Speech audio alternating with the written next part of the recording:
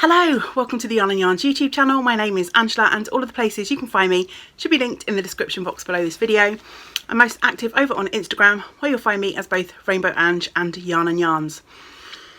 Thanks for joining me again this week, whether you're new or whether you've been here many times before. I always appreciate getting to spend some time with you and for you to indulge me as I waffle on about what I have been making in the last week or so. And this week I have only knitting and spinning to tell you about. It's been quite a slow making week this week. I'm super busy at the moment for reasons that I'll share in a video that's coming up in the next day or two. Yes, not feeling very productive in the kind of making side of things still at the moment. It seems to have been the last few weeks, doesn't it? But anyway, I almost skipped over this week and I thought, you know what, I've got plenty of spinning to chat about, a knitting project. I'm going to share an acquisition that I've made, and I've also in the last day or so decided on a lovely little make along that I would like to launch as of today. I hope that sounds somewhat interesting to you. Let's get stuck in, shall we? So I think I'm going to chat about knitting first. I have made a teeny tiny little bit of progress on the Lemmy socks that I've been knitting, and I think I showed those off last week or maybe the week before, but definitely recently. It's the beautiful Lemmy colourway from Attic Spin Dye. It's that lovely grey and yellow stripe, and I've been to the beach a couple of times this week, and that's kind of like my take to the beach and sit and watch the world go by kind of project at the moment. I've just reached the part where I'm going to be decreasing for the toe on the first sock. The project doesn't look markedly different to when I showed it off before, so I haven't actually brought that up with me to show you this week. But yes, a few rows have been added to that. But the main project that I've been working on this week is a project I started a little while ago. I'm not sure if it was before lockdown or very early on in lockdown. I started the Otra sweater by Skein. It's a pattern that's got a little bit of colour work at the top and then just a plain stocking stitch body. And I don't know if you remember this project at all, but I have decanted it into my lovely Cats project bag, which was a gift from Christine. It's perfect size for a sweater. I was keeping my Simple Something sweater in this, but I've finished that one, so now I'm keeping my Otra sweater. So yes, you might remember this project because I did a little swatch. The project involves some steeking, so I knit a little swatch and then I cut my swatch apart. So I'm using two yarns in this project. The main colour is from Onion, and it's their Nettle yarn, which is a blend of 70% wool and 30% nettle fibres. And I'm using shade number, do they have shades on here? Yes, they do. 1012, which is I thought it was a sort of dark grey when I ordered it, but it really is a black. And then with that I'm pairing some hand spun of mine that I finished not too long ago, and it was spun from a bat that I purchased at Wonderwall, and it was a Shetland and crossbred Gotland bat. 145 grams I had, and I spun up and applied this bat a little while ago. It's these lovely shades of yellow and orange, and this yarn is quite a bit thicker than the Onion yarn. So in my version of the Otra sweater, the colour work's not going to be as crisp and defined as you might see in other versions of this sweater, but I knew that going in after having swatched that my handspun yarn, because it's thicker than the Onion yarn, would be a little bit more dominant in areas. So I have no problem with how the colourwork section of my sweater is looking. It's going to be a bit tricky to show this to you because it's all scrunched up on a needle, and this has a tendency to scoot off the end of the needles as I move this around. So here we go. So I've actually, as you can see, finished the colour work portion of this sweater. So last time you saw this, I'd only just started the colour work. My little moose marker here is hanging out and reminding me of where we were when we last showed this project. And I have knitted down the yoke, and I have started on the plain section of the body of this now. This had quite an unusual construction in that it's seamless at the shoulders, so basically you cast on and then you kind of picked up stitches around both edges of the cast on, and it created this kind of seamless look. And there's going to be some steeking for the armholes, so you might just see here where there's these kind of like columns of stitches. This is where I'll be cutting my knitting, and that's going to create the armholes. So I've got a few more rows of this plain black section to do before I bind off the steeks and sort of split for the sleeves and start working on the rest of the body. But yeah, I'm really pleased with how this colour combination is looking. I think my hand spun with the black looks quite striking. I have made a couple of mistakes in various points of this colour work, but I'm not going to tell you where, so there you go. Actually I will, because, you know, we're amongst friends. So I made a mistake in this section here. I thought I had accidentally added another row on the first part of this chart, but it turns out that I hadn't. It was just that because my handspun was thicker, I'd kind of misread my chart. That meant I added an extra row in the second half of that chart, but I don't think it's really noticeable. I'm just going to go with it. So yeah, that is basically what's been taking up my knitting time this week. And now I look at it, I say that I haven't done lots in the way of creating, but this actually represents quite a lot of knitting. So if we find that marker again, as you can see, we were up here and I've knit this whole section, and there's about 350 stitches to a row, and so yeah, lots of knitting time has been sunk into my Otra sweater. I think my plan for this sweater going forward is going to be to finish this plain section until I get to the sleeve bind off, maybe knit an inch or two down the body, and I'm probably going to go back and add the neckline and steek the armholes just to really check for fit. Once I've steeked the armholes, there isn't really any going back, but I figure I might as well steek the armholes and see how it's fitting. If for any reason the fit's not coming out great, then there's no point. I might as well figure that out now, and there's no point in knitting down the body and the sleeves. So yeah, that's kind of my plan, I think, for the Otra sweater. I picked this project back up because I'm actually really desperate to cast on the Aurelius sweater, which is a lovely pattern that was gifted to me by Terry. Hi Terry, if you're watching. Another colourwork yoke sweater, and so I thought before I cast on the Aurelius, this is my thinking, if I got past the colourwork section of the Otra, I'm going to be on the sort of round and round stockingette, no colourwork, don't need to think about it. So this can be my kind of mindless knitting, and then I can start the Aurelius and work on the colourwork while I'm working on the stockingette, so I can switch between the two. That's my plan, my thinking. But regardless, even if I don't start the Aurelius straight away, I'm glad that I've made some progress on the Otra, because I kind of cast it on and then it got abandoned really.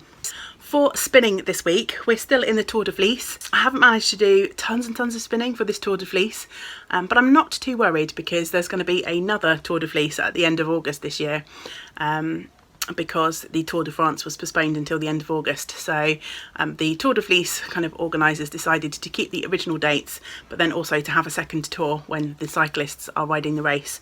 So I'm hoping that by the time the end of August rolls around, life will be a little bit calmer and I'll have a little bit more time to concentrate on my spinning.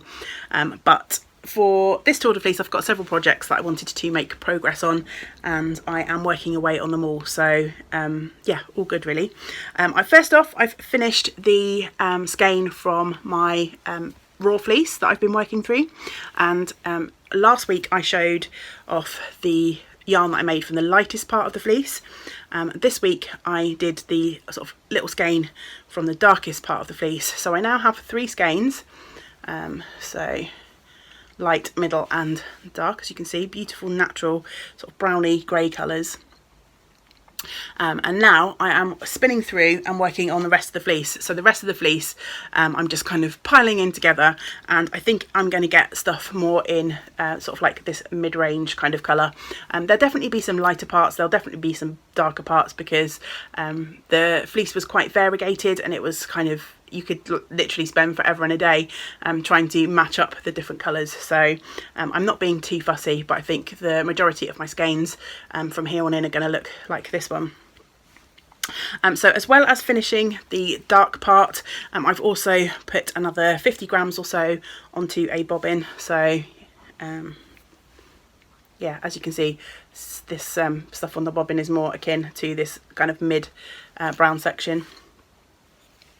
And I'm spinning a second bobbin, which I'll then 2-ply. So I'm about halfway through another bobbin of this fibre. So making slow but sure progress on that. And yeah, I'm really happy with these natural colours.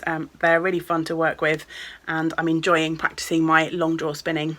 What else have I done spinning wise this week? I finished the fibre that I've been working on from Nelly and Eve on my drop spindle. This was the January Plant Dyed Fibre Club Blueface Leicester fibre, and I've been spinning on this since the early part of the year on and off, and now all of my singles are finished. So as you can see, I've got 4 skeins all tied up. I haven't yet washed these, and I'm not yet sure whether I'm going to leave them as single ply. I'm hoping to use these in a woven project, or whether I'm going to end up 2-plying these. I think I'm going to wash these skeins and see how the sort of soaked and finished yarn looks. But I really love this colour. There is lots of sort of subtle variation. There's some pink tones and some sort of yellowy mustardy tones, and yeah, it's just spun up beautifully.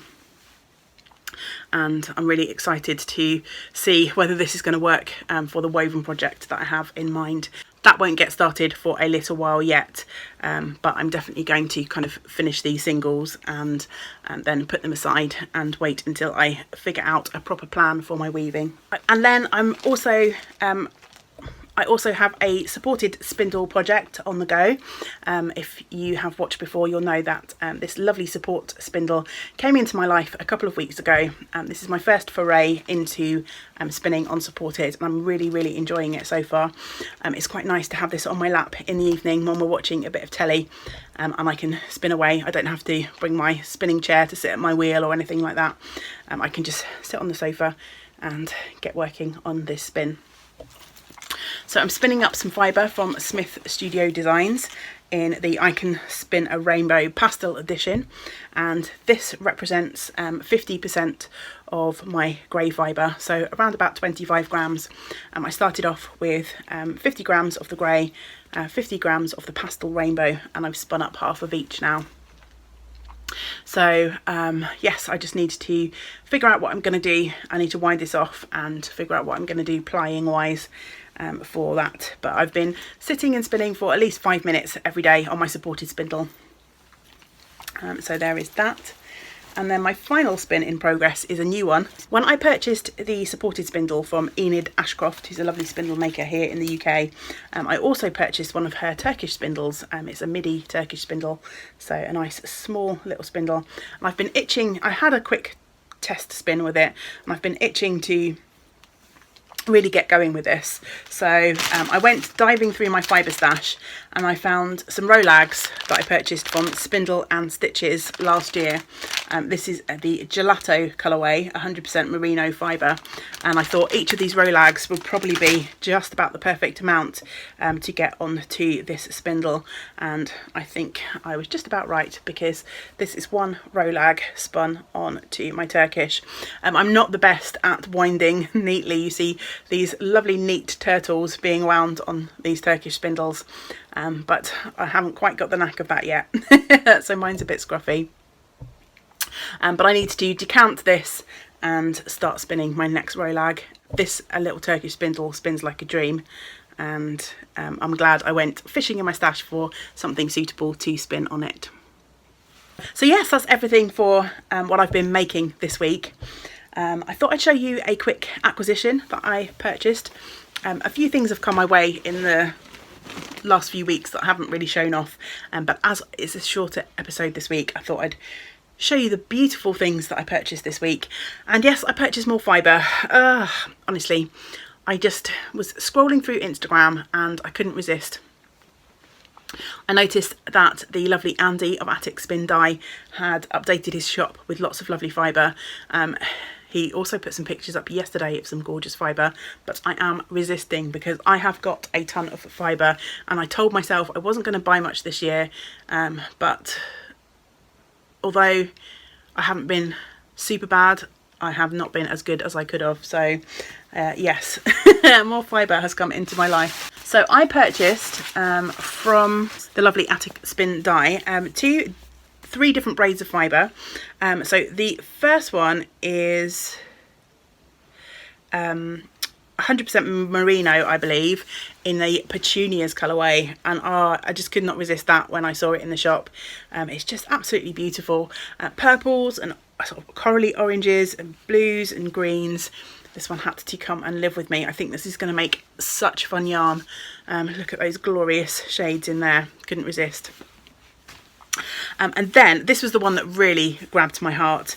It's a colourway called Lava Lamp, and it's on a Wensleydale base, and I love Wensleydale.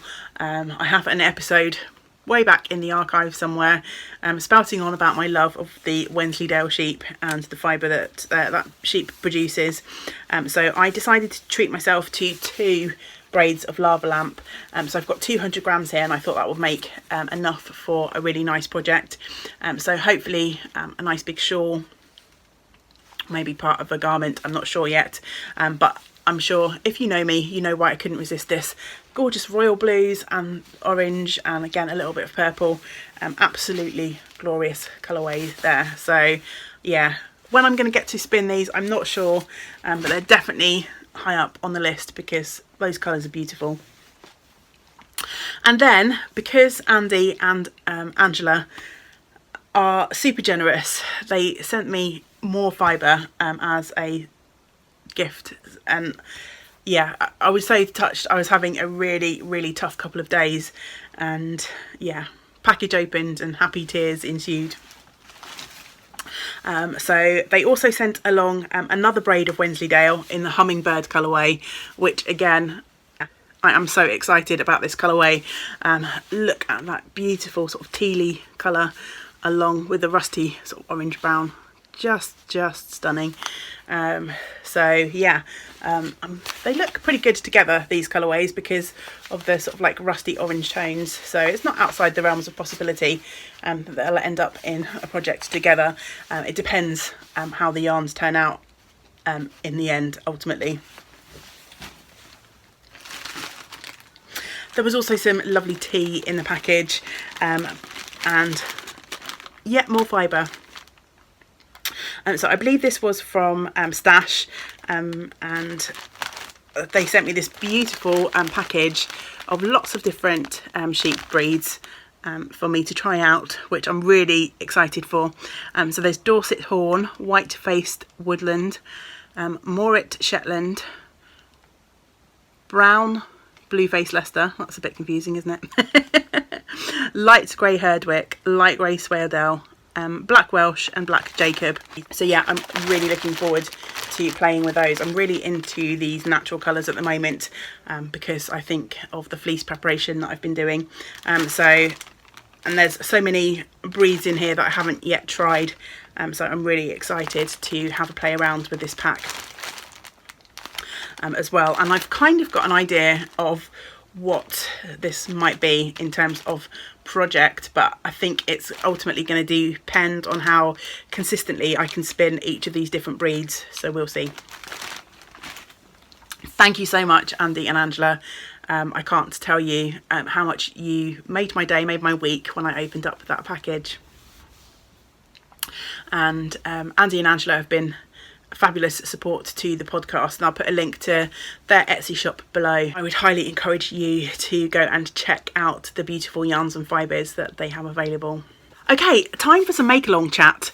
So I was going to host a make-along with the lovely Ellie of Curio Yarns, but for various life reasons, I think we're going to postpone that for a little while. But I was sat at my laptop yesterday evening, I think, and I was looking through all of my sort of current works in progress on Ravelry. And I noticed that I have not one, not two, but 7 sock whips at the moment. I'm not sure how many projects I've got in total. I didn't count that up, but maybe around the 25-ish mark, maybe slightly less. But 7 of those are socks, and for me, even for me, that's bordering on the ridiculous. I actually like to have 1 or 2 pairs of socks on the go and no more, but somehow I've managed to end up with 7. So I have decided to try and work through some of those 7 sock whips over the next 2 months. I figure 2 weeks per pair of socks, and with any luck I'll have the majority of them finished by the end of this. So we're going to go from today, which I think is the 14th of July, through to 14th of September. I'm just plucking these dates out of my head. I should have thought this through a bit more, but hey, you're used to me by now. So 2 months from today, let's have a Yarn and Yarns Summer of Socks make along. Literally anything counts. You can cast on new socks. Whips totally count, because that is what I am going to be using this as a way for me to focus on my sock whip pile. So I hope you will join me. I've got a fabulous prize donated by the lovely Caroline, who is Colourful Creativity, which I have got at the shop and I forgot to bring home with me today. But Caroline has donated not 1 but 2 of her lovely sock sets. I'm not sure yet whether I'm going to give away both of the sock sets in this make along, or whether I'll reserve one for another make along this year. It might come down to how much participation we have. But I'll figure that all out by the time I chat about this again. I'm thinking about doing another sort of quick standalone video, just talking you through the projects that I have on the go, so my 7 pairs of socks. And hopefully if I do that, then I'll be chatting a bit more succinctly about those projects, the cowl and the prizes. I'm going to have a finished object thread over on Ravelry, but of course I am aware of the issues that people are still experiencing with Ravelry at the moment. Ravelry still haven't addressed the accessibility issues that people are having. So I don't want to have it solely on Ravelry in case people want to participate and aren't able to access that site at the moment. So you can post your finished objects in the thread over on Ravelry if you are able to continue to use Ravelry at the moment. But I thought we could also have a hashtag on Instagram. So I'm going to go for YNY, so Yarn and Yarns SOS, Summer of Socks. I'll put that on the screen. So hashtag YNYSOS. If you use your hashtag for your pictures of your projects over there, and I will make sure that anyone who has posted a finished pair of socks goes into the prize draw. So make sure that you use that hashtag. If your account is private, I think that makes it harder for me to see your pictures. So connect with me on Instagram, Rainbow Ange or Yarn and Yarns, and send me a message to let me know that you're posting finished socks if you're a private account. So yeah, use the hashtag, tag me in your pictures. So Rainbow Ange or Yarn and Yarns, actually use that tag on your pictures, so I'll definitely see them. Let's have some fun for the remainder of the summer, making, finishing, starting socks. If you're not a sock knitter but you have been thinking about starting a pair of socks, now's the perfect time to jump in and get involved. 2 months to finish a pair of socks is totally doable, and for those of you who aren't sock makers, you can crochet your socks as well, but for those of you who aren't sock makers, then watch out. I'm sure I will have make-alongs coming up later on in the year that will be something that you can join into. So yeah, that's everything for today. I hope you guys are doing well. Leave a comment below, let me know how you're doing. What are you making? What have you been up to this week? How are you feeling? I'm a little bit all over the place at the moment. Generally I'm feeling a little bit better in terms of energy levels, but as I say, I've got a ton of stuff going on, which I will reveal to you in a video later this week, which means that my mental health is still a bit all over the place. But I'm definitely getting there. I hope that you're doing well, and if for any reason you're not, then please reach out to your family, reach out to your friends, reach out to me. I'm happy to chat to you and try and help you through the day if you're having a tough one. Until we get to spend time together again, I hope that you get to do some of the things that you enjoy. Great big woolly hugs to you all. Bye for now.